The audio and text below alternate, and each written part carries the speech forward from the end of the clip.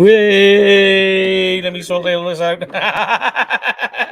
I'm going like a million miles an hour. There's just not enough hours in the day, guys, with everything that's going on. But yes, it is Thursday. It is 9. So, of course, it's UK Cowboys time. We are here this week to talk about this weekend's game, which is on Friday. Friday? God alive, I'm all over the place. Which is on... game on a Friday. It's not Christmas time. Yeah, we play Sunday, 9:25 p.m. UK time, and it's at the Carolina Panthers. How are we doing? Everybody here tonight? Feeling a lot more positive, if I'm being perfectly honest. Yeah. Looking forward to the weekend. Looking forward to the week ahead. Yes, Absolutely. We'll get into that. Yeah. But yes, get in your comments and your questions, guys, as we do every week. We're going to start the show off, as we do every week, with the same question. Make sure you answer this at home as well, guys. What is your general thoughts and feelings on this weekend's game, based on the fact the Panthers right now are 1-8, losing very, what's the best way to use this word? Emotionally to the Chicago Bears last week? Yes. Anyone? Yeah. Anyone go for it? Go on, hit me with it, somebody. Also, on your go, Craig. No, you go, Paul. I'm just thinking it out loud. Yeah, I kind of feel like with the Panthers, like there has been a couple of games that have been unlucky in some ways, but they've not been playing really great football. Bryce Young's kind of been thrown into the wolves, I think. It's kind of as expected. Their O-line's quite depleted, I think. Yeah. But yeah, if we play the way we've been playing the past two games, again, despite the loss to the Eagles, I think we should actually easily kick this game. We should. So. Yeah, I mean, you've got to know that obviously the one win that the Panthers have this season is against the Houston Texans, and they're quite hot now. So, obviously don't take them for granted or anything like that. Yeah. But again, they're a fairly banged up team. DJ Chark's battling an elbow injury. You've got Hayden Hurst, who might not be able to play because of concussion. A number of players on their depth chart that are being called into action. So, and you've got a rookie quarterback that unfortunately he's playing like he's still in college. He's taking too long to get rid of the ball. And he's the interesting stat this week that he's sort of matching Troy Aikman for performance in their rookie years as well. So, yeah, I agree with all of that. I mean, the Panthers, just looking at the straight depth chart, the Panthers have talent. The Panthers should be on a better record than this. The Panthers are operating in a division where they, could have made a mark. It just, nothing seems to be firing. Add on top the injuries, like you said, and it's just... They seem to be tripping over themselves rather than actually just missing out on games, and that's unfortunate. I mean, you mentioned the Texans there, and they've spent several seasons doing that. It just seems to be the Panthers' turn. The draft wasn't the catalyst it was for the Texans this year. They almost need one more year of really going all out to reset. But on the plus side, if that's against us, as long as it's not a trap game, as long as Cowboys don't go in thinking, let's keep an eye out on next week. It's a chance for the Cowboys again to show that we don't trip up over ourselves at a different level. But yeah, it's more on us than on them. Yeah, I mean, that's a good point. I mean, like, are you guys or anyone at home, do you feel the concern in this game that it could be a trap game? Because this has all the hallmarkings. I did say earlier 9 p.m. kickoff. I meant 6 p.m. I do apologize. But when you think about it, right, this has all the hallmarkings of a trap game, that it's a, East Coast game at 6 o'clock after coming off a big win. That's very typically when, you see the Cowboys fall and trip over and stumble on these type of games. Yeah, I think it's more of a trap game risk than last week. I think the Giants were, we knew what the Giants were. It was at home. We had a good scheme and we exploited it successfully. This probably is more of a trap game because there's more of a higher ceiling and more of a lower basement, and the risk of a Thursday game and all that around. So I'm more worried about this in terms of what could happen than what could have happened last week. But I'm still feeling confident. Yeah. Yeah, I mean, again, this is on the road, and we're, all of our losses so far this season have been on the road. Potentially this is a trap game. If the guys, if we play with our food like we did the first quarter against the Giants last week, then yes. if you let them get even a sense of it, then maybe there's a chance that they'll take the game to us or whatever. But genuinely, I think that again this is going to be another sort of blowout win. So. Yeah, no, I totally agree. Like, it kind of feels like every game right now against a list opponent is always going to be a trap game right now for the Cowboys, because we have been, like, when we do show up, we are probably one of the best teams in the NFL when we do actually show up. It's just matter of do we actually do show up? So, and I think we can all agree, and I can see a lot of the comments saying if we do show up, then obviously we will win this game. So, again, we don't want to be taking the Panthers lightly whatsoever one bit. We want to get in their faces. We want to go to North Carolina and actually put on a show. I mean, I'm just looking at their record right now. They're 1-3 at home right now. The only win was against the Houston Texans, which they only won by 15 points to 13. So it was closely contested. But other than that, they've failed to score more than 30 points per game. The majority of their games are kind of being like in the low 20s, mid 10s type of thing. So, so they can put points in the board, but it's just a matter of going up against our Dallas defense right now, who are currently on a, like, they've been quite hot just recently. So. Yeah, and I mean, like the issue we've got really is like the Cowboys defense is it's on the rise. It's starting to catch fire again. The offense is firing most definitely. I mean, we'll talk about the offense in just a second. But you were testing one bit, Paul. The points for and what the Cowboys are. Cowboys are second in the league in points per game, and the Carolina Panthers in points allowed, I think, are third last. So that's the big teller straight away. But here's one for you, Paul, right? Because I know you like these ones. That the biggest problem the Cowboys have at the moment, we would say generally, is the running defense. Yeah, pass rushing.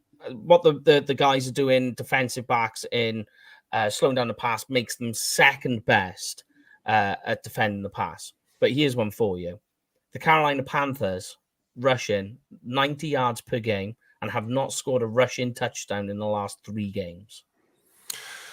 Yeah, when you mention like one of our weaknesses is the run game right now, I would say it's now becoming more on par now. I wouldn't say as much. It's getting better. It's getting better. It's getting. We actually saw the resurgence of Mazzie Smith last week. I want to see more of that. On fire. He had a great game. So, but yeah, I mean, again, I don't want to take them too lightly at all, because I'm looking at their stats just now. Like Hubbard right now, he's 351. Yeah, 351 yards with 1 touchdown this year. I mean, do you want a funny stat? Do you know last week against the Chicago Bears? So Miles Sanders is the running back number 2 there, right? Chuba Hubbard and Miles Sanders averaged together as a tandem last week for an average of 0.1 yards per carry. I can do that more than that getting up off the sofa. You think like just accidentally, if you just had got the ball and fell over, you would go more than 0.1 of a yard. Wow. Yeah, that's true. Miles Sanders, check it out. Miles Sanders carried for an average of -5 yards and Chuba Hubbard carried for 2.3 yards per God. carry. Wow. The offensive line is the biggest weakness because, I mean, okay, let's do it backwards. Let's talk defense and then we'll talk offense because we always do it. Let's give the defense some props then, right?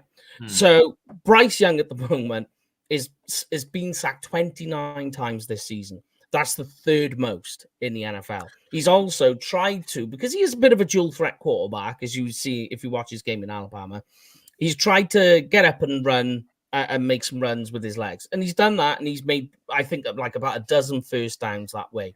But he has fumbled the ball. So far, Bryce Young has 8 touchdowns to 8 turnovers. Oof. Yep. And that's tied along. That's 7 interceptions, though. And 1 fumble. Yep. Yeah, so eight turnovers. Yeah, which says to me, I get your point about the porous O-line and him being under pressure, but that says to me that he's not yet able to see the field, and there's lots of opportunities to jump routes and to force him into mistakes. So this isn't, slip of the ball or Michael Parsons pass rush. This is leaning into a bland day. Oh, yeah. I mean, so... Go on. Go. Well, what you've got to realize is that obviously this is the NFL. The windows for your passes are a lot smaller. They close quickly. And I think he's still looking for 3-4 yards of separation by the wide receivers, and he just hasn't got that. I mean, he's got a good possession receiver in Adam Thielen, obviously. Sharks, your main threat. When he's available, but he's injured. They're just not he's not seeing the field the way he should do, as a veteran quarterback would anyway. CJ Stroud is obviously a lot further ahead than Bryce Young is. And the interesting thing as well with the Panthers is, looking forward to the draft, they don't have a first-round pick next year. So they gave it all away for Bryce Young. Yep. So they at present, I think it's the Chicago Bears have the first and second picks in the draft next year. It's crazy. I've just done like the rookie report. I've just written that literally before we start. That's why I'm in a bit of a kerfuffle because I was so busy doing that. But you write the rookie report for the Carolina Panthers. It's Bryce Young, right? And you kind of like go, and then the next guys is like, okay, Chandler Zavala, who's an offensive guard for them. He's been injured, but he might be coming back. And you got DJ Johnson, and that's it. There's nothing else to write about because they gave up so much to go and get Bryce Young. They wanted Bryce Young. They went up before, if you remember, it was before the draft. Like a couple of weeks before they went up, they sold everything to get that first pick to go and get Bryce Young. The trouble is they've gone and got him before they established an offensive line, because this offensive line, I mean, not only is it leaking on the pass, it is maybe one of the worst run blocking offensive lines in the NFL. So when you talked about Mazi Smith, Paul, another big day for him. Mm-hmm. Yep. And Neville Gallimore. Ooh. That's if he doesn't get kicked off the field for being a naughty boy. True. I mean, like, Mazi last week actually outstacked Jonathan Hankins, nearly doubled. So I think he had 27 defensive snaps, and Jonathan Hankins, I think, had 14 or 15. So it's the first time he's done it. Now, obviously, it's a different type of game. And, like I've said, is that it's interesting that you've seen this, because it's also happened on the offense with another player, which we'll get to. But what is interesting to see them do that is it perhaps they're starting to get a little bit more confidence that Mazi's technique, because you watch him in that game, you know how he was making stops at the line of scrimmage against Saquon Barkley. You're seeing power, but you're seeing him with this forklift technique that he's got, and he was doing it. He wasn't off balance when he was doing it. Very interesting to know. Do we think Mazi Smith is starting to take over in Jonathan Hankins, or do you guys want to see more before we call this a breakout? I just want to see him keep progressing right now, because we're not. We like, it's like you say, Mike. We don't expect, especially in that particular position, whether you're a free tick or a one tick, it takes you a good year or two to really properly develop, unless you're the real McCoy, like your Aaron Donalds, your Reggie Whites, etc. type of thing. Oh, we're talking freaks, yeah. Yes. Yep.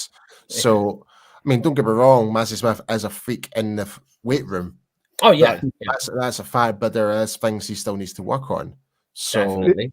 The biggest thing that he needs to work on is get off. There's still, the 2 snaps where he had back-to-back tackles. I think Giants' first or second drive, he was great. He was out of his stance. He was, hitting Schmidt in the guard and pushing them back and what have you. But then, 3-4 plays into that drive, and he's whether it's a case of getting fatigued on that particular drive, then he was getting slower and slower, getting off the ball, and that's just, again, that's whether that's conditioning, whether that's again you get tired and you revert back to how you are in college and all that sort of stuff. It was a bit like a certain defensive lineman that riles somebody above me up. Yeah, I mean, it is interesting, and there's some good comments here being made that we're talking about Mazzy in this way. Can he overtake Jonathan? Is he getting good enough to take over Hankins? We can't forget Hankins is having a good season as well. He's doing well at what he's doing, and I think what you're seeing more of is this Dan Quinn system where, it's a lot of rotation on the defensive line front. So he likes to rotate it a lot. So if you can pull Hankins out and put Mazzy in and still get the same level of production with the two, now we're on for a winner, because you've got the two playing just as good. But let's talk, though, guys, about something that happened last week, which was, I think, completely insane, right, guys? This goes to show you how good this defense is. And I know we'll talk about the offense in a second, right? The first quarter finishes, and it's a little lackluster. We're kind of like, all right. So we have a 4th down, and it doesn't go through, but we make a 4th down stop as well.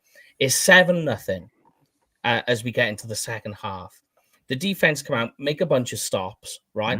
At 13 minutes, and I think like 20-something seconds of the second quarter, it's 7-0. By the 2-minute warning, it's 28-0. Yep. Mostly based on the fact that both sides were being very efficient, but the Cowboys defense were making stops very quickly. They were going 3 and out straight away. One of the big factors of that was the pass rush coming from all different angles. Dante Fowler, Dorrance Armstrong, DeMarcus Lawrence, all having big days. Do we expect, based on the offensive line that they're facing this week with Carolina Panthers, to see much the same again? That it's going to we're not hoping for the same slow start, but this sudden pop from the defense that makes this huge scoreline appear. Yeah, I think that's what I most want to see from today. I understand that Micah Parsons is getting a lot of double teams. He got a lot in the league. Against the Eagles. I want to see him feast. I want to see him just tear apart Bryce Young, legally and all that. But that's what I want to see, him constantly in the backfield and creating those mistakes and creating that pressure. And because he's also got the speed to stop Bryce doing the breakaways and the run to the sides. So yeah, this weekend I want it to be a Micah show and Micah to make a statement. The rest of that will set the standard for the defense in tougher games ahead. Yeah, and as long as Micah's been a little bit outspoken this week in the fact that he zeroed out on the stats, left the locker room before he could actually talk to anybody. Supposedly, if you understand what's been said in a way, he wasn't happy with the way he was being used. But I mean, yeah, he didn't get any stats, but he was still constantly applying the pressure. He was covering Saquon Barkley out of the backfield as an off-ball linebacker. He was doing everything he needs to do, and he, that was allowing the other guys to shine. And as long as Micah comes in saying, right, let's get, let me do exactly the same thing again, and this defense is going to should have a feast against this offensive line. Yeah. Well, I mean, one of the interesting stats with Micah Parsons is he actually, you just mentioned it, Craig, is he leads the league in double team rate. He's double teamed on defense 35% of the time, which is, I believe, is 4% more than the next guy, which is just an insane rate. So it's people just trying to take him out of the game. But ironically, what people don't realize is that when you put that much resource into just one guy, that's why all these other guys, especially guys like DeMarcus Lawrence on the other side, this winning so often now is because of the concentration offenses are put in on just slowing Micah Parsons down. They don't want him to win. They would rather get beaten by other players. But unfortunately, that is exactly what's happened. Dorrance Armstrong had a really good game last week. Yeah. And then, ironically, the second half starts, and it starts with DeMarcus Lawrence coming in, having a sack.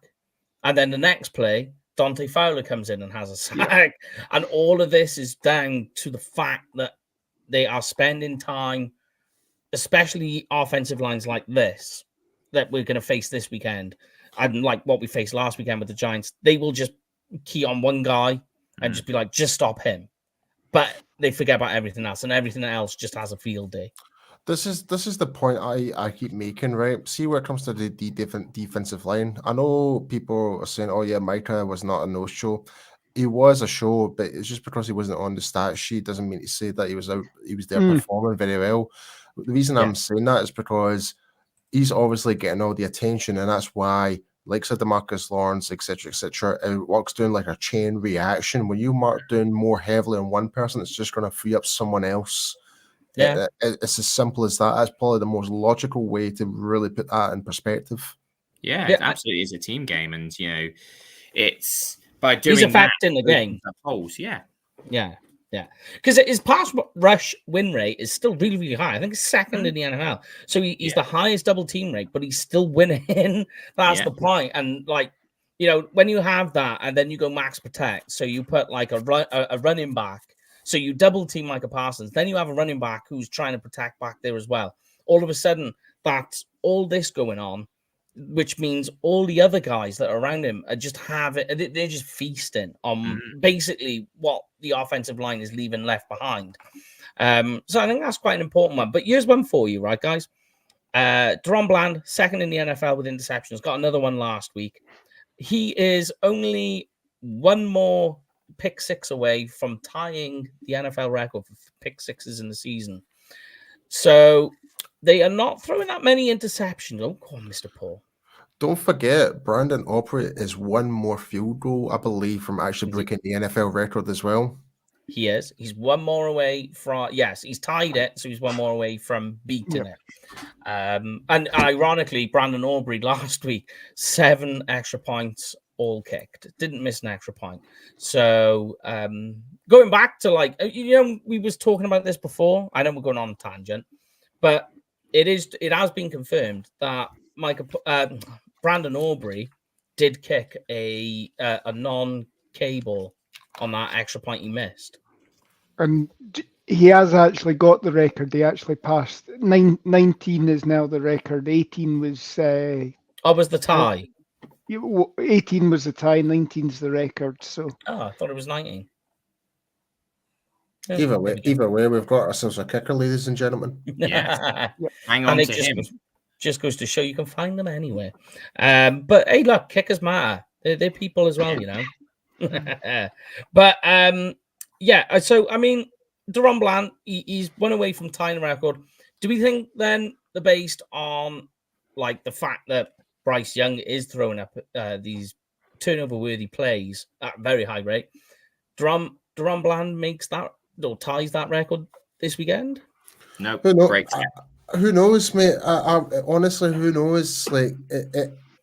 When you're looking at it based on the stat sheets and stuff like that, there's a really, very good chance that Bland could actually do it. But it's any given Sunday. He might actually do it against Washington. He might actually do it against Seattle the week after. Who knows? Can you imagine he does it against Washington while we're there? Yeah.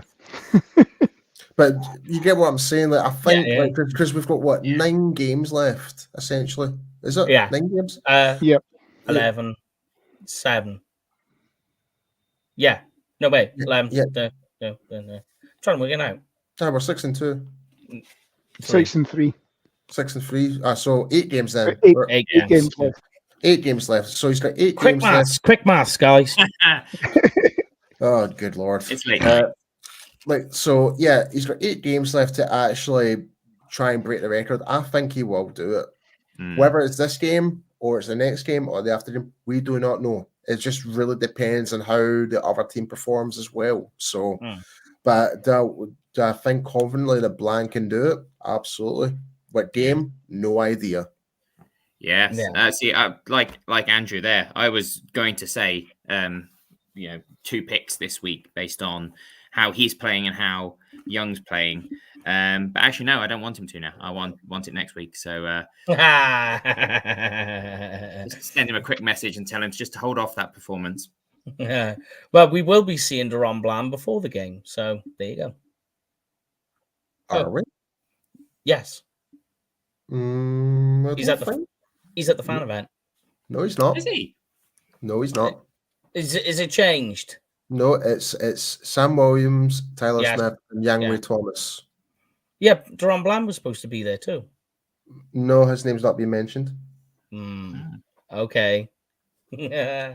All right then. It's on the advert for it.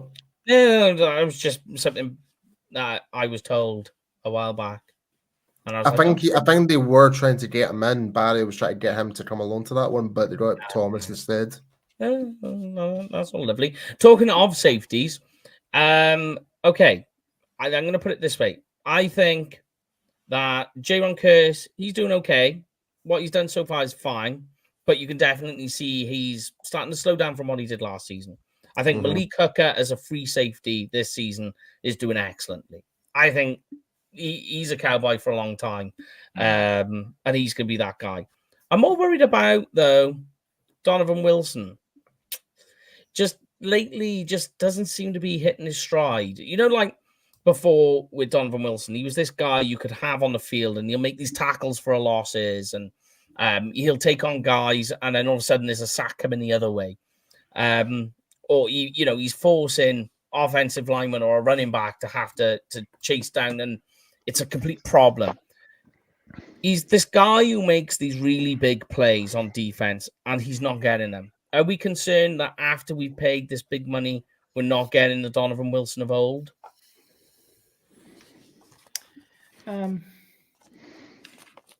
It's always a worry when you do pay out. Do people stop chasing the bag and just let be a little less competitive? And we see that in all sorts of positions.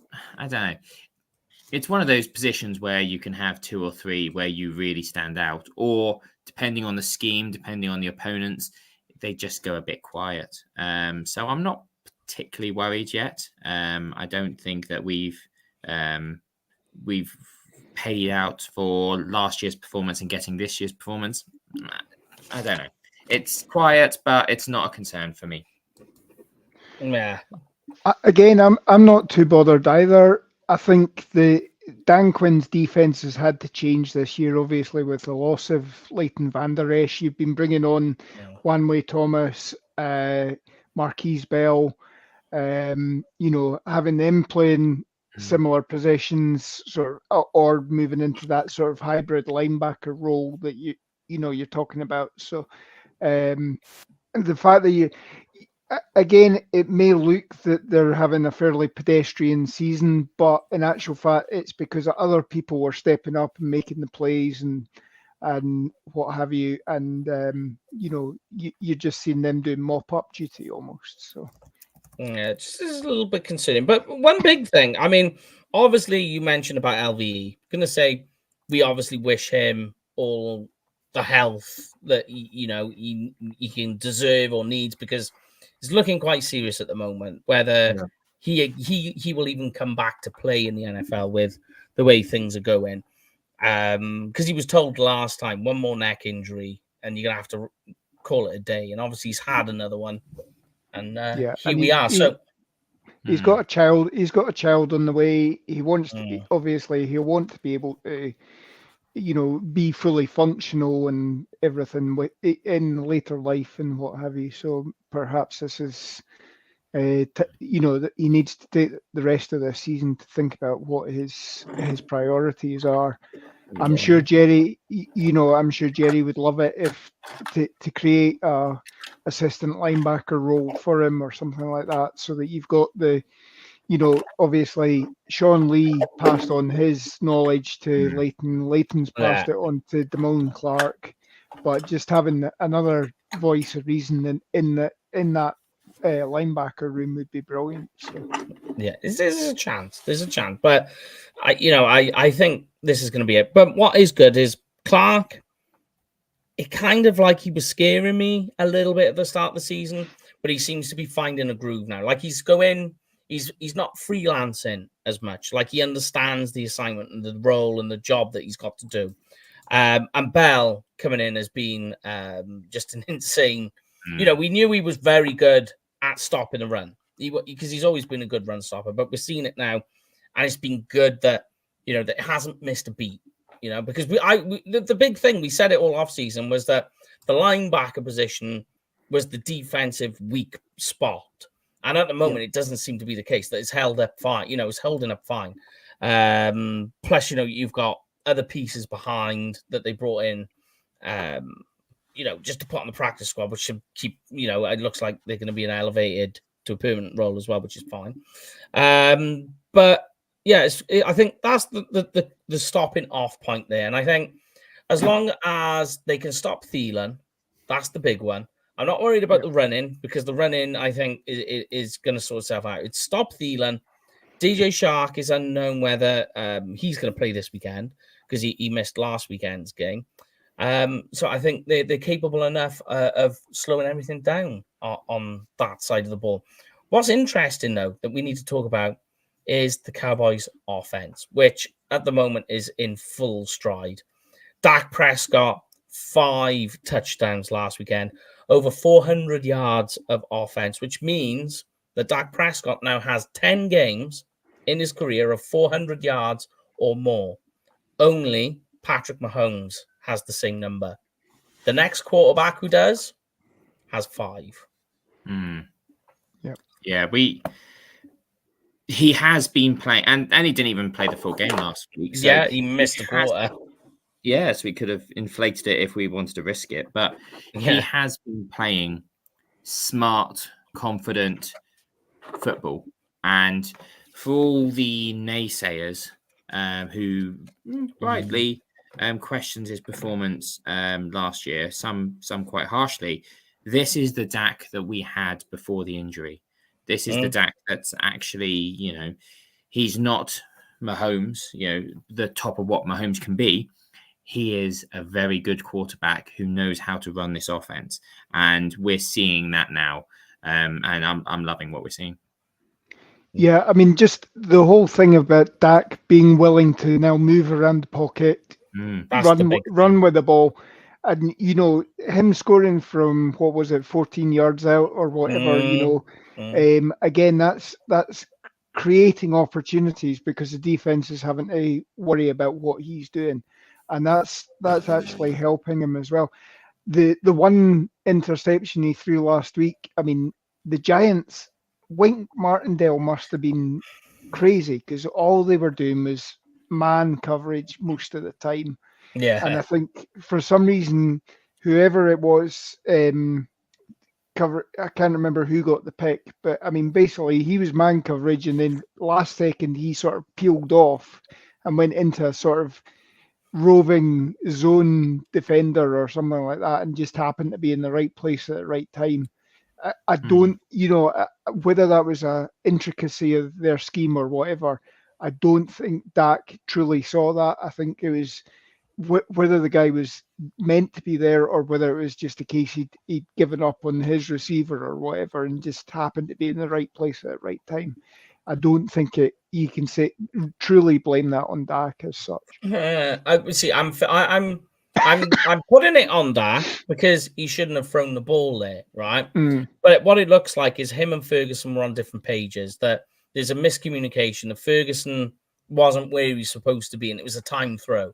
So then, when Dak was out to go and throw it, he's thrown it straight at the defender. So it is on Dak that he made a poor decision, but it was also on Ferguson for being in the wrong place at the wrong time. Yeah, that seems to be a common issue we've had somewhat. You could say, well, it's not a massive problem, but it's still a problem. It's where there has been wide receivers, not just Ferguson, but quite like even Hendershot, even CD Lamb at early points of the season were like basically not on the same page, and that was thrown at to what should have been a clear pass, but it just seems to be wasn't working, and it just seems to be the miscommunication with the wide receivers. So, but I think we do still have that. Obviously, there was a play last week where both CD and Brandon Cooks ran into each other. Yeah, running exactly. the play out as well. Yeah. So exactly, and just to kind of add on top, like you can see the stats on our stream right now is like Dak's nearly 2,500 yards already, and there's still 8 games left. Yeah, that's great stats. Well, here's a crazy one, right, Paul? That since week 6, Dak Prescott is literally first in most categories of touchdowns and turnover-worthy plays, or the least amount of. But he's also second in passing yards. Bearing in mind, the Cowboys are on a bye week 7. Yeah. And mainstream media still thinks that Josh Allen's interceptions is not a problem. Don't even get me started on that. And Hurts, start of the season. Yeah. I've been blasted this week. I have to put in that up. But here's the funny thing. Let's stick with the mainstream media narrative because I've been hitting that hard this week. They go out. Yeah, I know. But then all of a sudden, you hear the likes of Stephen A. Smith go, well, of course we're not talking of Josh Allen's interceptions because nobody cares. Nobody cares about the Buffalo Bills. Nobody cares about Josh Allen. You talk about the Cowboys and Dak Prescott throwing interceptions, all of a sudden you explode on Twitter and on the internet. Yeah. It's like, there you go. The truth comes out. It's not about reporting. It's about clicks. Thank you, Stephen A. Smith, for clarity, for actually telling everybody what we've all been thinking. Yeah. And, there is an element as well. I'm happy that the mainstream media is not talking about Dak because it's pissing Dak off. And, pissed off Dak is responding. So I'd rather, the tear he's on at the moment, I'd rather he was pissed off all the time and he played pissed off than, oh yeah, I'm getting the airtime and, we do perhaps revert type. Yeah, you're right. I don't want him thinking, hearing about the MVP conversation. I want him with that bulletin board material because that's what drives him. And then as such a clear leader of the team, that's what motivates him to motivate others on the sideline, which is one of the things we sort of didn't see earlier in the season. Yeah. We want a pissed off Dak leading a pissed off team that is playing that underdog card. And Dak probably isn't an MVP. I can think of 5, 6 other players, and half of them are quarterbacks, half of them aren't, who really are difference makers on their team. Dak is a very good player that brings the team up to his level. And that's what I prefer rather than one superstar on a team of supporters. A hero ball. Yeah. But, I mean, here's what's interesting. There was a comment about Dak being okay in the pocket. I actually say he's more than okay. That you're seeing, we were just talking about the element of him running again. He runs for 17 yards last week. One was for a touchdown and one was for a first down. He gets a very important first down with his legs. So that adds an extra element that defenses have to account for. And he's good at it. And now he's got that confidence. And I think the touchdown gives him more confidence. But I think what the biggest part with Dak is that he's become this surgical reader of the defense and is playing as a pocket passer better than I've ever seen. So in terms of like, if you say like, was Dak better? You know, like he went on that run in 2021 before he got injured. And we were like, he's up for an MVP season. Yeah. He's probably playing at a high level then, but only in certain aspects. Whereas this season, we're seeing an overall game from Dak Prescott that is a level we've never seen before. Yeah, totally agree. All the elements, yeah. But let's talk about CeeDee Lamb, guys. First question, and I'll ask everyone at home on this. Should the Cowboys now just funnel the entire offense through CeeDee Lamb?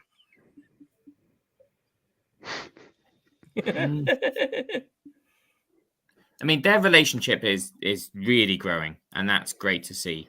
And you know, he is elevating from probably a 1A to a number one receiver.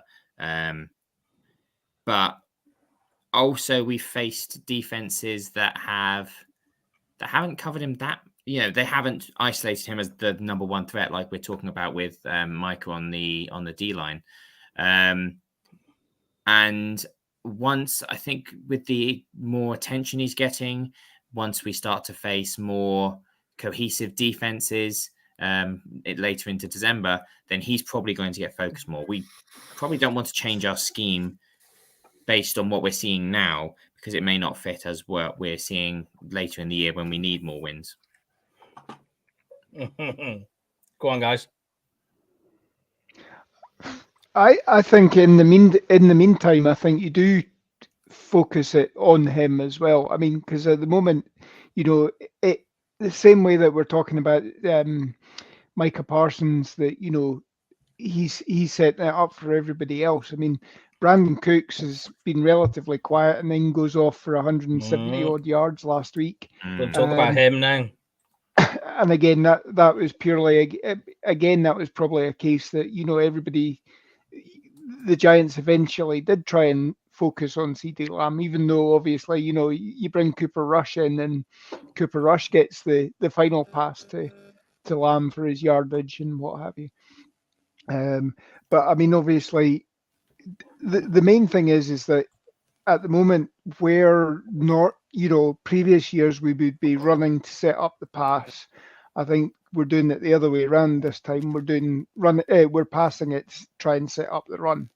You know, so where it used to be run, pass, punt, you know, we're saying pass, move it, and taking what the defense has given us as well. So, you know, the chunk plays are coming now, because obviously everybody's worried about us dinking and dunking it down the field.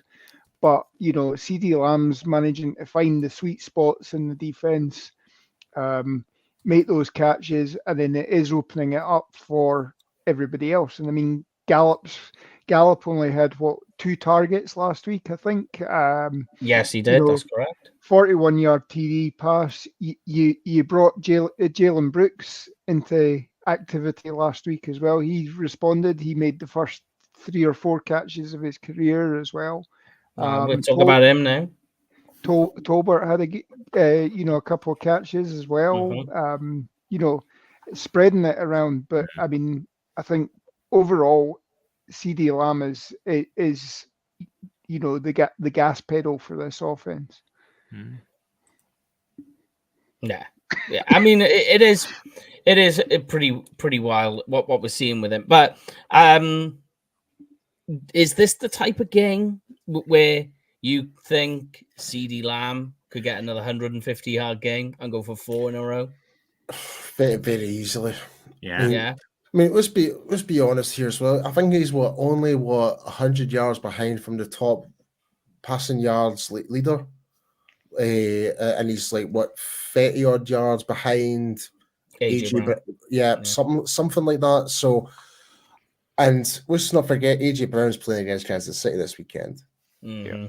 Like, so I think CeeDee Lamb will be, if not top number 1, but he will definitely be number 2 after this weekend. So I'm expecting a big game from him for 100%. Yeah. Especially when you think that they've had issues. The Panthers have had issues well, their linebacker core has been decimated. They've put like, I think about 8 or 9 guys on injured reserve from the linebacker core, but their defensive back position has been stripped back to JC Horn. He's coming off injured reserve this week, but I don't think we see him play this weekend. I think they'll take it easy with him before bringing him back in. So it's wild to think that, you know, he's going to be, this is the competition he'll be up against, and he'll be able to get more yards. But you spoke about Brandon Cooks. Let's talk about him. Mike McCarthy has turned around and said, you know, I hold my hands up. We haven't been using him properly. I think some of it is that they've just been trying to use him as this guy on 9 routes to get deep. We'll just use him as the deep guy. When they've realized this weekend, you can use him in other ways. That you can use him on some simple routes. It doesn't need to be deep or scissors or bang 9 routes. That you can put him on some other stuff, and you can get production out of him. But the one I wanted to talk about a lot, because obviously great to see Cooks with the touchdown. Let's talk about Jalen Brooks. You mentioned him, Lorne. Had 4 targets for 4 receptions, 39 yards. That is all ranks 4th in receiving yards and what have you last week, above Michael Gallup and Luke Schoonmaker. Before the game, and here's what we'll talk about now. Before the game, a couple of the reporters were asking, while Jalen Brooks was warming up, who's number 83? And they were like, oh, that's Jalen Brooks.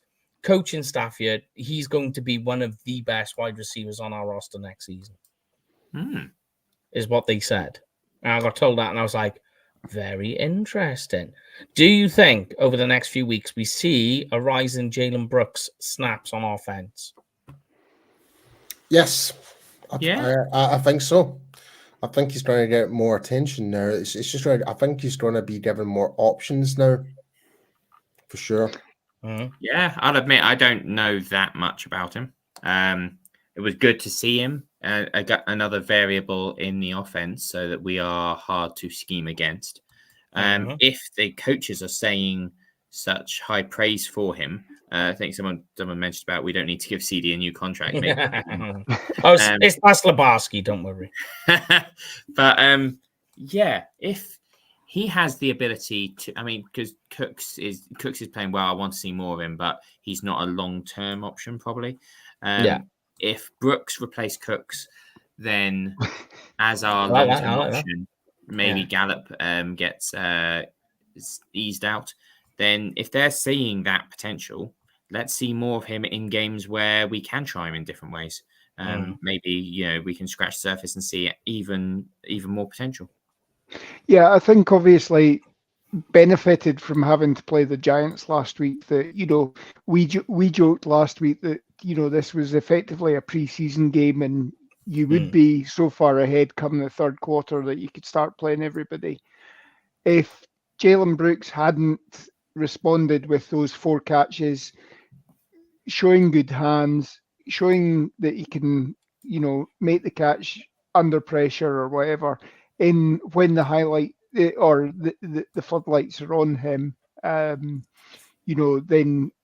he'd be dropped down. But I mean, he had a fantastic training camp, showed it in, unlike who was it, Lance Lenore, who used to be highlight material in training camp, and just no show in the preseason games. Jalen Brooks has performed in the preseason games. Real life game where again the speed is 10% more, it's up to 100% or whatever, and he performed, so should give him more opportunities as well. But I mean, I think you will still see weeks where obviously Kevontae Turpin not being active last week, you want him active, so it just remains, he needs to take somebody else's job if he's going to be active on the game day as well. And he's certainly got that grounding from this week. So if he can do it again this week, then great, and build on that. But let's talk about the final star of the show, and I'll let Paul take the run on this one first. Rico Dowdle deserves more snaps going forward. Yes, Yeah, Right. like the explosive plays he gets. I wouldn't say explosive. I just love the fact that he's more powerful when it comes to actually taking on bodies when trying to tackle them.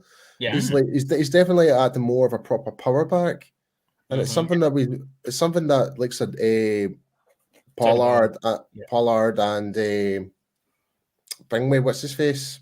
Juice. Who's Fawn? Yeah, Juice Deuce Vaughn. Vaughn, that definitely don't not have. So I want to see more of it. Yeah.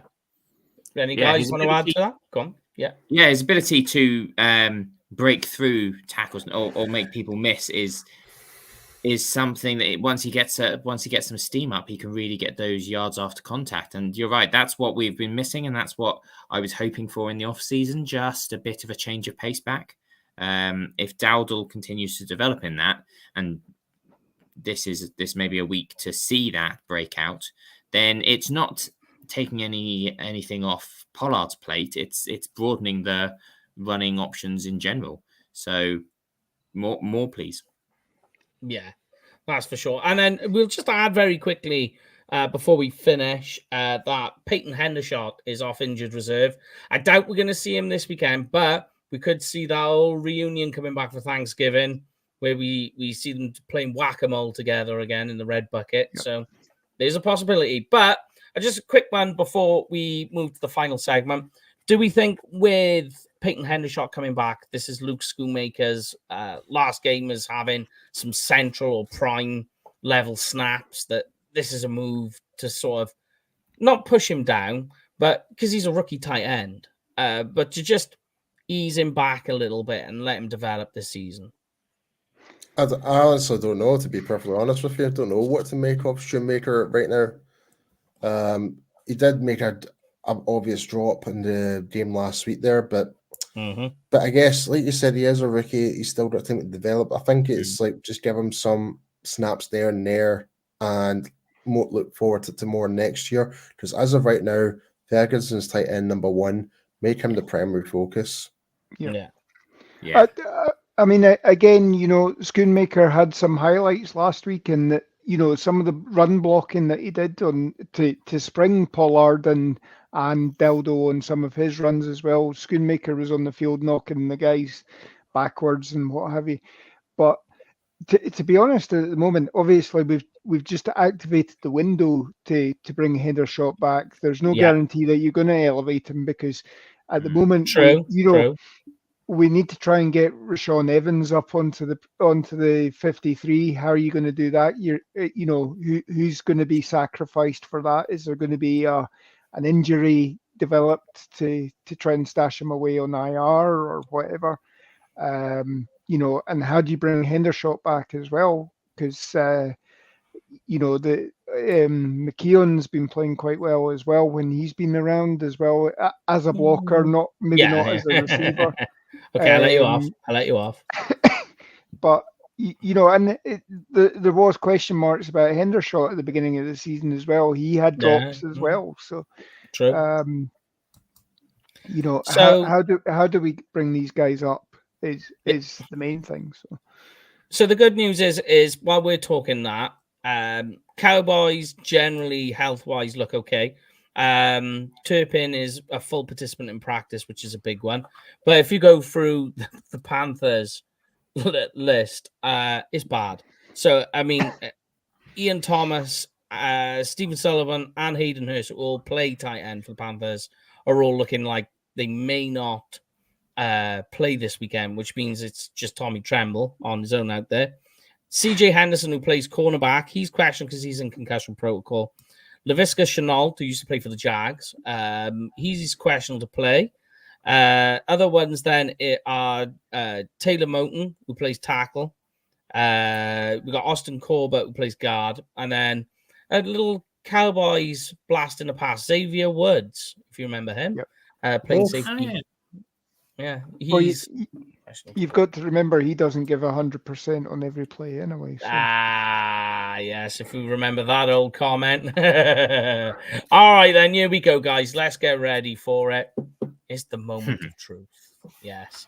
Now, everyone at home, whether you're watching live or after the show has gone on, gone out and you're at this stage, put the comments in. We do get those comments. We see you with them. And we do enjoy seeing the comments of the score predictions. I've put mine in over at Blogging the Boys on the score predictor. I've said the score this weekend is going to be 35-17. So last week I wasn't on the show, but chucked into the comments. I think yes, I did see it. Yeah. So I'm gonna roll the dice and be bold again. I'm gonna say 52. Ooh. 52-20. Jesus. I'm going round about the same. I'm going 56-13. Go on then, Paulius Maximus. 42-21. Okay.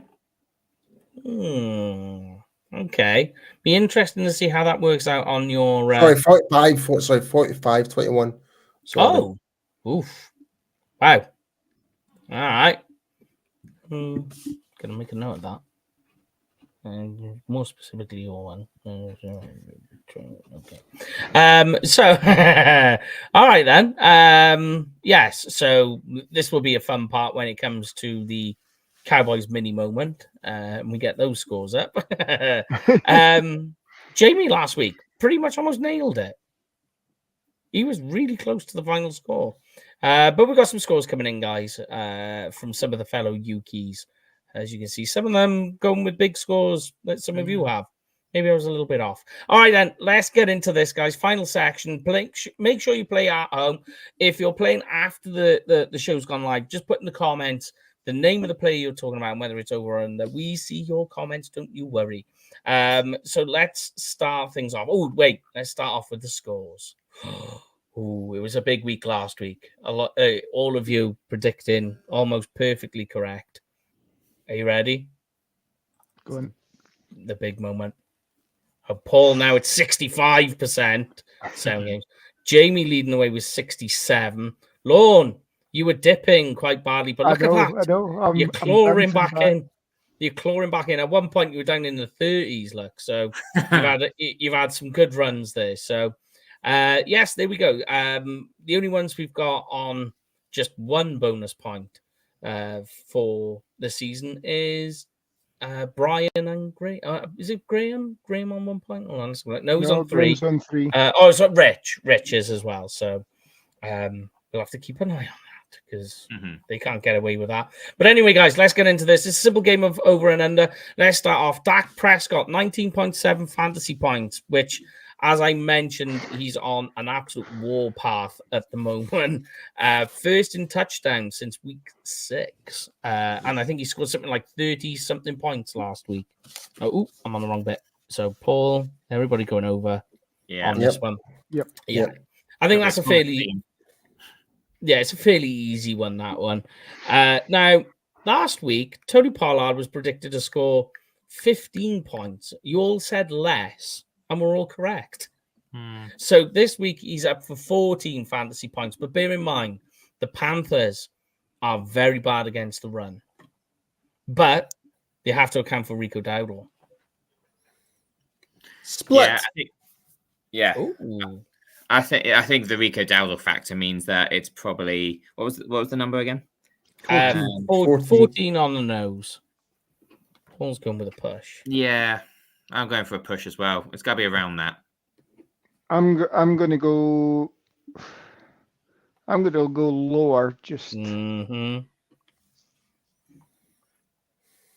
Yeah, and when you think as well, when you think Dak's doing a bit of running as well, a lot more nowadays. All right, then. See. Oh, go on. Oh, sorry. Just also plus, I think said in the comments as well. Plus short week, so more likely to rest some of the starters moving forward. Yeah. This is the bad run now, where they play something just like 4 games in like 19 days or whatever it is. Well, that's a good point. In fact, I'm changing my answer to lower now. Lower. Sorry, Lauren. No, you're fine. Yeah. We call Paul the lone copycat. It used to be Paul Push because you spent that 1 week pushing on everything. Absolutely. All right, then. CD Lamb, guys. 21.5 fantasy points. He was predicted to score more than that last week, and he did score more than that last week. Higher. Higher. Yeah. So we're thinking 150-yard game, or do we think 2 touchdowns again? Because he scored 2 touchdowns last week, 1 rushing, 1 receiving. Couldn't care less, as long as it's above 21 points. Yep. 3 touchdowns. 3 touchdown game. Very interesting. I like that. All right, Jake Ferguson. So here's an interesting one. In the last 3 weeks, Jake Ferguson ranks first among tight ends in touchdowns. He scored a touchdown in every game. He's on 8 fantasy points predicted for this week. He was predicted to score 9 last week, so he's gone down for some reason. Yeah, that's very higher. Yeah, That's clearly higher. He seems to be developing himself as the safety blanket. That the Dalton Schultz, the Jason Witten, whoever you want to scheme it as. He's developed that, and he seems to set the ball rolling generally. Okay, CD Lamb had the run to start the thing off last week, but there's always a Ferguson touchdown. So yeah. All right, then. Cowboys defense 7.5 predicted. Yeah, the 4th in sacks. Not so much interceptions, it's the sacks than the issue. And also, the Carolinas offense has less first downs than their defense is allowing. Okay. Yeah, so there we go. I think the fact as well that, albeit he practiced fully today, Bryce Young's appeared on the injury report as well with a thigh injury as well. That's going to slow him down a little bit. So, again, fresh blood in the water for our defensive line. So it takes. Maybe he's turning into a bit of a Kyler Murray potential, but small frame and just a bit fragile. Yep. Especially when you play that dual role, So there we have it. Okay, then. Panthers, Bryce Young, 13.8 fantasy points. Lower. I would say so. Based on stacks. Push. Okay, that's fair. Lower for me. Lower too. All right, then. And especially if you think if DJ Shark is out this weekend, that's the deep threat option gone away. So it's literally the idea becomes stop Chuba Hubbard at the line, which should be done quite easily because the offensive line. Now just stop Adam Thielen. And Adam Thielen's getting long in the tooth. I think he's like 34 or something now. So there is that. All right, then. Chuba Hubbard, 10.9 fantasy points. He had 23 rushing yards last week. Hasn't scored a touchdown in the last 3 weeks. Lower. Push. Yes. And even if you think like when it comes to like Miles Sanders behind them, it's just as bad. So they're really struggling with the run right now. They're second last in rushing touchdowns, which is quite sad. It's all based on the offensive line. So yeah. All right, then. They're only getting about 3.2 yards per carry as well. So I mean they're not doing anything to generate it. So I'm just thinking about it. I'm just thinking if they actually do end up in red zone. That's 6 points plus whatever yardage they've gained. So I'm just thinking in that perspective, it could be up to 10.9 points. So that's why I'm saying push. It's all right. You okay? You go about how you feel, Mr. Paul. But Adam Thielen, 13.2 fantasy points. Push. Higher. Yeah, on the fact that it's a PPR, I'll go higher as well. I think if Shark's out, then obviously Thielen will be the next one to look at. He'll get at least 5 or 6 catches, 50 yards or so, and maybe a touchdown if they get into the red zone as well. So push. Yeah, I see. Yeah, maybe later on when things when players start or getting higher. rotated, just a defense, mismatch or whatever, and then in garbage time, long ball breaks, big touchdown. But by then, everyone's switched off. Yeah. All right. Tommy Tremble, 4.3 fantasy points. The rookie's coming in because there is literally no one else to play the position. Higher. That's, mind you, if Hayden Hurst doesn't play. If Hayden Hurst does play this weekend and he comes out of concussion protocol, then this section will be void. But what were you saying? Sorry, Greg? Higher. I have my doubts.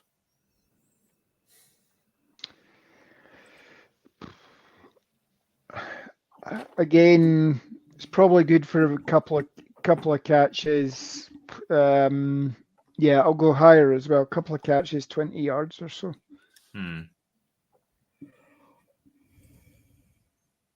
4 is very low for a tight end 1. It's all right. Ballinger didn't get it last week. Push. There you go. All right, then. And then finally, Panthers defense, 5.9 fantasy points. If we're predicting 40 and 50 point games, you could pretty much write that off. Yep, lower. Yeah, 0.59. You going lower as well, Lon? Yeah, lower. All righty. There we are. So that is it then, guys. So, of course, if you're watching this over the weekend, got a good one, yeah. Probably be minus 14. So could be the case. So the next time we have a pre-game show will be from Dallas, because that's where we'll be on Wednesday, though. Make sure you're watching Wednesday, because the game's on Thursday. We're going to do the game on a Wednesday. Brian and the guys, though, and they may have a guest, will be on Tuesday at the same time. And then we will be live from a fan event in Dallas. So make sure you tune in for that. But let's pay the bills, and then we can crack on out of here. Hit me with it, Mr. Lawn. Right, okay. So obviously you've missed out on our tour, but if you are going to a Cowboys game this year or next year, make sure you book through Cowboys Experience for the ultimate game tickets, stadium tours, meet and greets, and much, much more.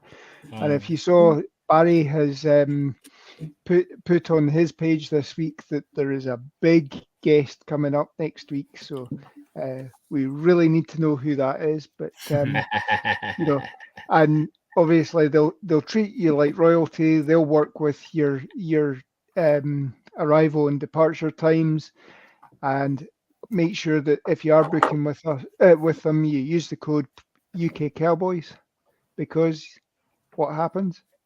Free stuff. And chocolate pudding.